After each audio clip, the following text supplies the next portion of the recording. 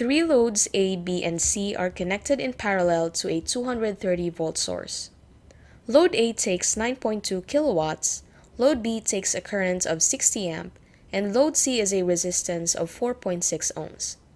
Calculate the resistances of load A and B, the total equivalent resistance of the three parallel loads, the total current, and the total power. So for letter A, we are asked to find the resistance value of RA and RB. Since kilowatts is given in this resistor, we can use the power formula to get its resistance. Recall that R is equal to V squared over P, so that is equal to 230 squared over 9.2 times 10 to the power of 3.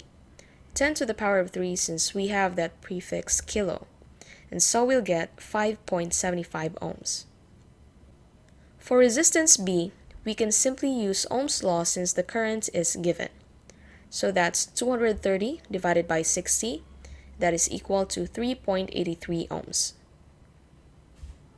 For B, we are asked to find the total resistance of the circuit, and since the resistors are connected in parallel, we are going to use the formula 1 over RA plus 1 over RB plus 1 over RC. Substituting the values, and we'll get 1.53 ohms. Now for C, we are going to need to find the total current flowing through the circuit. And since we all know the voltage and the total resistance, we can also use Ohm's law. So I is equal to V over R.